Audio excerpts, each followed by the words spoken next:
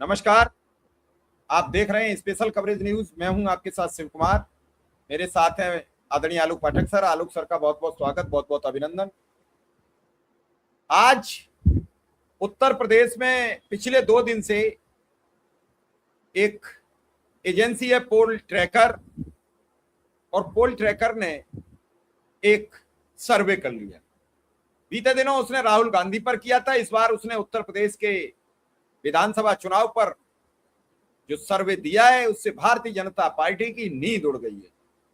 यानी योगी आदित्यनाथ सरकार की विदाई की गाथा लिखी जा चुकी है, और इस गाथा में रीजन वाइज कौन से क्षेत्र में कितनी सीटें मिलेंगी, टोटल कितनी होंगी, इस तरीके की उन्होंने पूरी एक बिसात बना दी है। और इस पूरे सर्वे को समझने के लिए हम सीधा आलोक सर के पास पहुंचेंगे कि आलोक सर क्या है पूरा ये मामला और क्या इस सर्वे का असर दिखेगा। मैं धीरे धीरे करके एक एक क्षेत्र वाइज और पहले टोटल क्या है वो सब तस्वीरें आपको दिखाता चलूंगा। आलोक सर देखिए, ये पहली बात तो पोल ट्रैकर एक एजेंसी है जो दावा करती है कि वो सर्वे करती है। उसने अपना सर्वे का कोई मॉडल ऑपरेंडी नहीं बताया है कि उसने कितने लोगों से कांटेक्ट किया, क्या किया। ये लगभग मुझे लगता है कि जमीन पे जो नाराजगी है, जो कोई भी आदमी जो कि उत्तर प्रदेश में रह रहा है वो ये समझ रहा है कि उत्तर प्रदेश की आम जनता भारतीय जनता पार्टी की नकारात्मक राजनीति से पूरी तरह से पक चुकी है, और उसको लग रहा है कि अखिलेश यादव एक ऐसे नेता हैं जो उत्तर प्रदेश में सबको जोड़कर साथ लेकर आगे बढ़ सकते हैं। और इसी वजह से 2024 के लोकसभा चुनाव में जब तमाम गोदी मीडिया के चैनल ये दावा कर रहे थे, और क्यों दावा कर रहे थे तो आप सब समझ ही जाएंगे। अब जब से न्यूज लॉन्ड्री की रिपोर्ट आई है, उन्होंने सर सर्वे साइज भी बताया है। 2,02,500 लोगों से उन्होंने सर्वे किया है, साइज बताया। अच्छा, ये मैंने ये कैसे बात की उन्होंने? ये उन्होंने जाके अपने लोगों के माध्यम से बात कराई है। एक उन्हें परफॉर्मा दिया जिस पर उनसे सवाल पूछे गए। उन सवालों में मौजूदा सरकार के काम से आप कितने संतुष्ट हैं, तो बहुत ज्यादा संतुष्ट थे, वो 13% थे। सामान्य संतुष्ट 19% थे। असंतुष्ट 22% थे, और बहुत असंतुष्ट थे वो 36% थे, सबसे ज्यादा। नहीं, ये आंकड़ा तो मैंने देखा था, तो ये तो मैंने कहा ये तो आम आप सड़क पे इस वक्त घूम जाइए तो सड़क पे ये नाराजगी साफ दिख रही। ये सड़क पे आम नाराजगी साफ दिख रही। ये जो अपना सर्वे कराया है 12 जून से लेके 13 अगस्त के बीच में कराया। हाँ ठीक है, तो मैं बता रहा हूँ आम जनता उत्तर प्रदेश की बहुत उब चुकी है, बहुत उब चुकी है। और इसमें जो इन्होंने आंकड़ा दिया है कि समाजवादी पार्टी मिनिमम 44% पाएगी और मैक्सिमम 49%, तो 2024 में भी यही हालात थे। इंडिया अलायंस को 44% वोट मिला था। इस बार इनका कहना है कि 44 से बढ़कर 49% तक वोट पहुंचेगा। मैं बताना चाह रहा हूं कि ये आंकड़े, ये जो इनको सर्वे किया, ये इसके लिए इनको 2 लाख लोगों से बात करनी पड़ी। इन्होंने 13 जून से लेकर अब तक 13 अगस्त तक मोटा मोटी 50-60 दिनों में इन्होंने 2 लाख लोगों से संपर्क किया। लेकिन जो हम लोग लगातार लोगों से टच में रहते हैं, दिन भर फोन करते रहते हैं, समाज के हर हिस्से से बात होती रहती है, और जिस तरह से इसमें जो नाराजगी अब और ज्यादा बढ़ गई है, युवाओं की जो जबरदस्त नाराजगी है, तो मुझे लगता है कि मुझे थोड़ा सा इनके ऊपर इसलिए थोड़ा इससे आंकड़े पे ऐतराज था कि ये वोट तो दे रहे हैं इंडिया अलायंस को 44 से 49%, लेकिन सीटें दे रहे हैं 212 से 230 के आसपास। तो ये आंकड़े से मैं सहमत नहीं हूं, क्योंकि मेरे हिसाब से अगर 49-50% वोट इंडिया अलायंस को जा रहा है तो ये इंडिया अलायंस एकदम क्लीन स्वीप की तरफ बढ़ रहा है। यानी वो 320-325 का भी आंकड़ा पहुंच सकता है अगर वोट शेयर वास्तव में। देखिए, ये तो अभी की हालात है। ये अगस्त की, अब हम लोग 17 तारीख की सुबह हम लोग रिकॉर्ड कर रहे हैं, तो ये अभी के जो हालात है उसमें आज चुनाव हो जाए तो इसमें writing on the wall it is quite clear कि BJP is heading for a big defeat. इसको अंग्रेजी में मैंने जो कहा उसका मतलब है कि बीजेपी एक बड़ी हार की तरफ बढ़ रही है। उसका स्पष्ट कारण है, आपको याद होगा कि एक इंटरनल रिपोर्ट भी बीजेपी की छपी थी, मीडिया में छप गई थी, जिसको लेके 180 होम सीटें मिनिस्ट्री, उसमें भी उसमें भी 180 100 से ज्यादा सीटों सीटें भारतीय जनता पार्टी को बताया जा रहा था कि 100 से ज्यादा विधायक भारतीय जनता पार्टी के चुनाव हार सकते हैं। ये एक इंटरनल रिपोर्ट थी जो कि पूरा वर्जन नहीं छापा गया था। तो ये जमीनी हालात हैं। और लेकिन इसमें एक चीज का ध्यान देना पड़ेगा कि हमने 2021-22 में भी देखा, 2021 में कोरोना के सेकेंड वेव में जब उत्तर प्रदेश में लगभग हर गांव में, उत्तर प्रदेश में हर गांव में लोगों ने अपने परिजनों को खोया था। और उत्तर प्रदेश में लगभग 1 लाख से ज्यादा गांव हैं, हर गांव में 2 आबादी, लेकिन आंकड़े जब आए वो आंकड़े काफी कम थे, कुछ हजार में ही मौतों का आंकड़ा था। बहुत से लोगों को दिखा दिया गया कि वो दूसरी बीमारी से गए, लेकिन बड़ा जबरदस्त संतोष था। और 2021-22 में तो ऐसा लग रहा था अगस्त के महीने में कि भाजपा की करारी हार होनी तय। अब ये सर्वे जो भी बता रहा, वो सारे पैरामीटर्स जो हम सारे लोग उत्तर प्रदेश में एक्टिव रहते हैं वो जानते हैं कि बड़ी नाराजगी है। आप क्षेत्रवार बात करेंगे तो मैं तो कह रहा हूं पूर्वांचल में इनका आंकड़ा मुझे याद नहीं आ रहा है, लेकिन पूर्वांचल में बीजेपी के पास 150 के करीब 161 सीटें कुछ लोग मानते हैं, कुछ 150 मानते हैं। बीजेपी अगर इसमें 20 सीटें भी पा जाए तो बहुत है। मतलब पूर्वांचल में तो इस कदर हालात खराब है। अब मैं पूर्वांचल की जब बात कर रहा हूं, तो मेरा पूर्वांचल शुरू होता है गोरखपुर से लेकर बलिया तक और बलिया से लेकर इलाहाबाद तक। अब इन्होंने क्या दिया मुझे नहीं पता, लेकिन 133 सीटें हैं पूर्वांचल में पूरे में। अब इनका हर पार्टी का अलग, हर सर्वे का टीम का अलग, लेकिन जिस तरह से हम देखते हैं वो 161 सीट है। 133 में ये कितना दे रहे हैं बीजेपी को? 56 सीटें। मेरे हिसाब से बीजेपी इस पूर्वांचल में 25 से 30 सीटें भी पा जाए तो बहुत है, क्योंकि सबसे ज्यादा नाराजगी कही है। तो 73 सीटें इंडिया गठबंधन को दे रहे हैं, 3 बीएसपी को, 1 अदर को। नहीं, मैं बता रहा हूं यहाँ पे बीजेपी के लिए 30 सीटें जीतना भी मुश्किल है पूर्वांचल में। पूर्वांचल में आपको पता होगा लोकसभा चुनाव में मुश्किल से 6-7 सीटें जीत पाई थी और कई सीटों पे भारतीय जनता पार्टी की पराजय हुई थी। अब सर अगर हम बात करें पूर्वांचल की तो उसके बाद आता है बड़ी सीटों में अवध रीजन। अवध रीजन में बीजेपी थोड़ा कुछ मजबूत दिखेगी। यहाँ पे कितना दिखा रही है? ये वहां बता रहे हैं कि 82 सीटों में बीजेपी 35 सीटों पर जाएगी एनडीए टोटल, और इंडिया 45 सीटें पाएगा। बीएसपी की 2 सीटें हो सकती हैं। नहीं, यहाँ पे भी मैं समझता हूँ कि बीजेपी 20-22 सीटें पाएगी और 60 सीटें के करीब इंडिया गठबंधन पाएगा। क्योंकि अवध में भी देखिए, अवध में वो परिणाम आने वाले हैं जो परिणाम आपको 2012 में दिखे थे सपा के पक्ष में, और जो परिणाम आपको मिला था 2007 में बसपा के पक्ष में। लखनऊ जैसे शहर में भारतीय जनता पार्टी अगर अपने उसके पास फिलहाल 8 विधानसभा, अगर मैं सही हूं तो, या 10 विधानसभा लखनऊ में, 2 सीटें सपा के पास है। और यहाँ उल्टा होगा इस बार, भाजपा अगर 2 सीटें जीत जाए तो बहुत है। खुद उप मुख्यमंत्री ब्रजेश पाठक को भी इस बार विधानसभा सीट बदलनी पड़ेगी। तो मैं बता रहा हूं ना कि मेरे हिसाब से जो वर्तमान परिस्थितियां उसमें इतना जबरदस्त असंतोष। लखनऊ में 9 सीटें, लखनऊ में 9 सीटें हैं। तो सपा को पिछली बार 2 मिली थी, इस बार भाजपा 2 जीत जाए तो बहुत होगा। 6-7 सीटों से कम सपा इंडिया अलायंस नहीं जीतेगा। हालात, क्योंकि वर्तमान हालत की बात कर रहा हूं मैं, आज की हालात बात कर रहा हूं मैं, 17 अगस्त को जो हालात हैं उसकी बात कर रहा हूं मैं। क्योंकि देखिए अब 9 साल से ऊपर हो गया है, आप हर मोर्चे पे फेल हो रहे हो, महंगाई जबरदस्त है, बिजली पानी सब बुरा हाल है। विकास के नाम पर आपने लखनऊ और कानपुर के बीच में एक्सप्रेसवे बनाया है, उसने जितने गड्ढे उससे ज्यादा तो भारतीय जनता पार्टी के इस सरकार में गड्ढे नजर आ रहे हैं। अब सर ये वेस्टर्न यूपी की अगर बात करें तो ये कह रहे हैं कि 34 सीटें एनडीए को मिलेंगी, 48 सीटें इंडिया गठबंधन।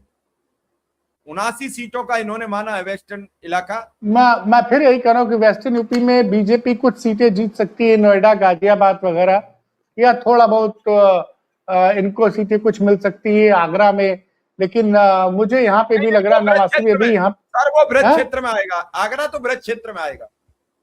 नहीं तो 89 सीटों में अलीगढ़ के बाद उधर ब्रज क्षेत्र लग जाता है। हम तो पश्चिमी उत्तर प्रदेश में 150, 130, 140 सीटें मानते हैं और हम उसको बरेली तक ले जाते हैं। इसको इन्होंने रुहेलखंड वगैरह बताया होगा।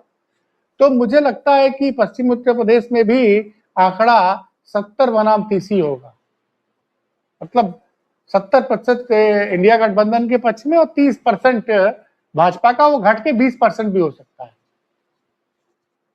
जो हालात वर्तमान में है, जिस तरह से नाराजगी है, और योगी जी एकदम, आप सोचिए कि अब मैं क्या बताऊं भाई साहब, बहुत बुरे हालात, बहुत बुरे हालात। अब तो आपसी भी नाराजगी और आपसी लड़ाई शुरू हो गई। ये सर बुंदेलखंड में भी हालात बीजेपी की खराब इस बार बता रहे हैं, जबकि इस बार टोटल बुंदेलखंड में बीजेपी का कब्जा रहा था, ज्यादातर बड़ी तादाद में बुंदेलखंड में बीजेपी की सीटें थी। लोकसभा चुनाव में भी बुंदेलखंड में सपा को अच्छी जीत मिली थी, तो बुंदेलखंड भी वही रहेगा। मैं बता रहा हूं कि ये जो आंकड़े, इसीलिए मैं से सहमत नहीं हूं, 70-30 का आंकड़ा रहेगा। 2-4-5% सीटें आप दे सकते हैं बसपा को, भी कम, वो भी बहुत ज्यादा लग रही है मुझे। बसपा अगर 2.5 का आंकड़ा पार कर ले तो बहुत है, बाकी किसी सीट का कोई, क्योंकि इस बार दो तरफा चुनाव होगा। जनता या तो इंडिया गठबंधन के पक्ष में वोट करेगी या भाजपा गठबंधन के, और ये 5% की मार्जिन जो दिखा रहे मेरे हिसाब से ये 7-8% के करीब होगी। नहीं, बिल्कुल आप ठीक कह रहे हैं। और अगर 7% का अंतर रहता है तो फिर बीजेपी 100 के भीतर सिमटेगी, 100 सीटों के नीचे ही रह जाएगी अगर 10% का डिफरेंस रहा, क्योंकि 1.5-2% पर ही सब खेल हो जाता है। देखिए, दो चीजें आप समझ लीजिए। अगर भारतीय जनता पार्टी की ये जो 50,000 वाली योजना है, अगर ये जमीन पर काम कर गई, देखिए सिंपल सी बात यह है कि मैं कह रहा हूं कि जो वर्तमान परिस्थिति है, मैं बात कर रहा हूं 17 अगस्त की, जो सबसे बड़ी प्रॉब्लम भारतीय जनता पार्टी को भी आने वाली है और सपा को भी आने वाली है, ये टिकट किसको देंगे। क्योंकि पिछली बार सपा का खेल इसलिए बिगड़ा था कि सपा में गलत टिकटों का चुनाव हुआ, पहली बात। दूसरी बात, टिकट के अनाउंसमेंट में बहुत देर हो गई। मैं आपको बताऊं कि उत्तर प्रदेश में वाराणसी में 6 मार्च को मतदान होना था और टिकट का निर्णय होता है 17-18 फरवरी तक, तो कैसे चलेगा। जिस तरह से लोकसभा चुनाव में इंडिया गठबंधन ने टिकट बांट दिए थे, बस 1-2 जगह टिकट बदला गया था, वो बात अलग है। लेकिन पूरी तरह से एक तो ये क्लियर हो जाना चाहिए कि कौन सी सीट पर कांग्रेस लड़ेगी, कौन सी सीट पर सपा लड़ेगी, और प्लस टिकटों के बारे में सारी रणनीति जो मुझे लगता है 15-20 जनवरी तक सारे टिकट फाइनल हो जाने चाहिए। अगर पिछली बार की तरह टिकट का वितरण हुआ तो इंडिया गठबंधन को मुश्किलें बढ़ सकती है। अब देखिए, ये मोमेंटम फिलहाल इंडिया गठबंधन के पक्ष में जबरदस्त है। 2 फैक्टर्स हैं।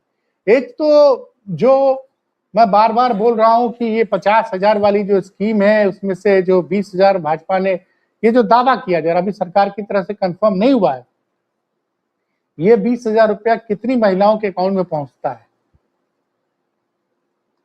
भारतीय जनता पार्टी इस चुनाव को पूरी तरह से हिंदू बनाम मुस्लिम करना चाहती है। इसमें कोई मतलब आप निश्चित रखिए, फिलहाल हिंदू बनाम मुस्लिम चुनाव होता दिख नहीं रहा है। लेकिन इसलिए सपा को बड़ी पॉलिटिकल मैच्योरिटी दिखानी है और कांग्रेस को भी बड़ा मैच्योरिटी दिखानी है। कांग्रेस पहली बात तो गठबंधन में अनरियलिस्टिक सीट की डिमांड न करे। कांग्रेस को मेरे हिसाब से 50 से 55 सीटें पर लड़ना चाहिए या 60 तक जा सकती है कांग्रेस। उसके ज्यादा सीटें अगर कांग्रेस मांगेगी तो उससे गठबंधन का नुकसान होगा। पहला उद्देश्य इनका ये होना चाहिए, सपा और कांग्रेस गठबंधन का, कि आप पहले सरकार बनाएं, बहुमत आना चाहिए। और उत्तर प्रदेश की जो अगर आप प्रेसिडेंशियल फॉर्म में चुनाव हो जाए, अगर देखिए लोगों ने विधायक का चेहरा नहीं देखा, मतदाताओं ने, और ज्यादातर लोग उत्तर प्रदेश में आज अगर बात करें तो लोकप्रियता के मामले में अखिलेश यादव ने योगी आदित्यनाथ को मीलों पीछे छोड़ दिया है। अगर आप 10 आदमियों से बात करिएगा तो अगर जो 6 आदमी खुल के बात करेंगे ना, तो 6 आदमी खुल के कहेंगे कि हम अखिलेश यादव को, देखिए बहुत लोग खुल के बात नहीं करते हैं, लेकिन जब आप उनको भरोसा हो जाता है कि आप उनकी बात किसी को नहीं बताएंगे, तो आप ये पाएंगे 10 में से 6 लोग अखिलेश यादव को मुख्यमंत्री बनाना के रूप में देखना चाहते हैं।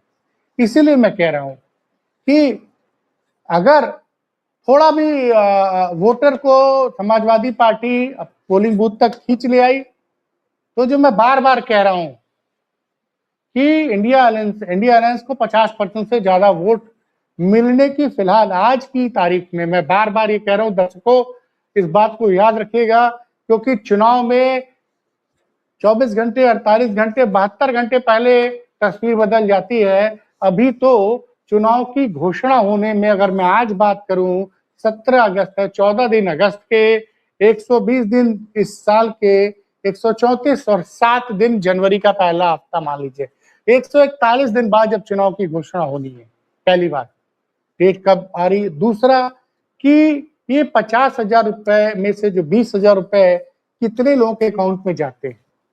अगर ये बड़ी संख्या में चले गए, जैसे बिहार में 1,25,00,000 के करीब अकाउंट्स में गए थे, उत्तर प्रदेश में लगभग 7 करोड़ महिला मतदाता हैं, अगर उसमें 1.5-2 करोड़ भी अगर चला गया, तब इसके असर को भांप पाना बड़ा मुश्किल होगा।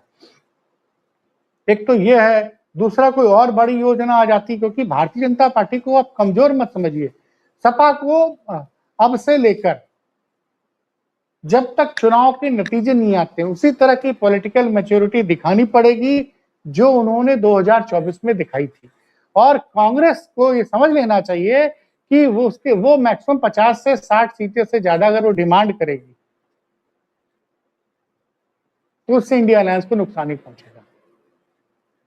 दूसरा, जो शिवपाल जी ने एक भावना में बोल दिया आजम खान को गृह मंत्री बनाने की बात, इस तरह के बयान जो है वे अब लगाम होनी चाहिए। आज एक बड़ी बात हुई जो कि मैं आपको दर्शकों को बताना चाहूंगा।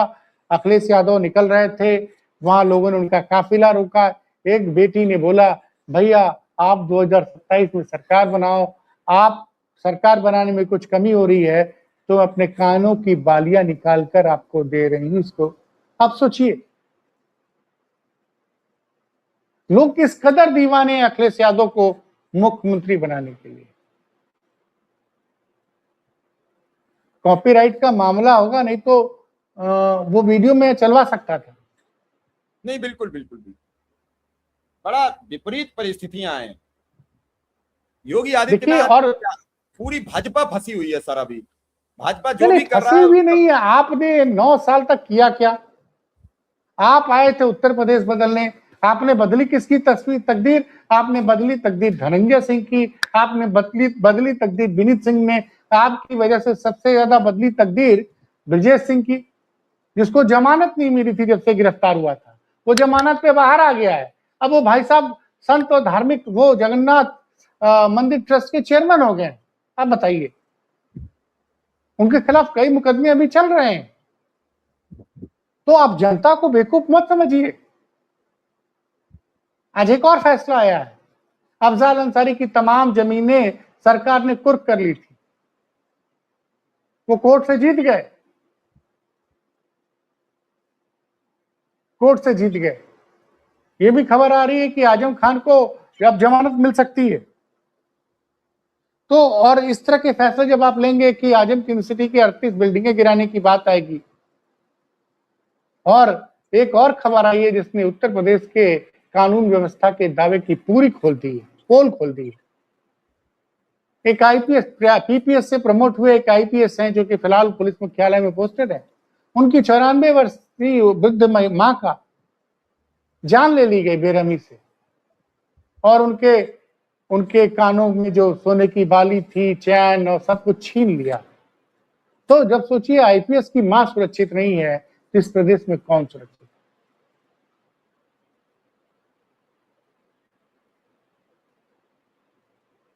बड़ी सोचने की सर बात है।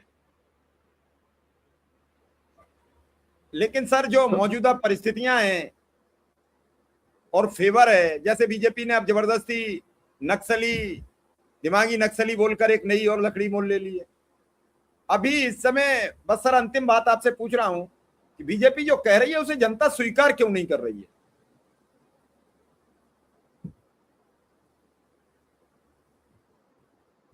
आलोक सर।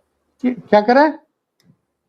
बीजेपी जो बोल रही है उसे जनता स्वीकार क्यों नहीं कर रही? आज आपने सुना होगा 120 लोगों ने पंजाब में इस्तीफा दे दिया भारतीय जनता पार्टी से इकट्ठा। अब देखिए, लोगों का भारतीय जनता पार्टी से मोहभंग हो ही रहा है। राधा मोहन दास अग्रवाल, जो कि एक जमाने में योगी के शिष्य हुआ करते थे, आज उन्होंने, बताइए, अखिलेश यादव की तारीफ कर दी। तो और आज जो योगी के सबसे बड़े आलोचक हो गए हैं, सबसे बड़े विरोधी बन गए। चलिए सर, इस खबर को भी यही विराम देते हैं, उसके बाद देखते हैं। आपका बहुत बहुत आभार, बहुत बहुत धन्यवाद।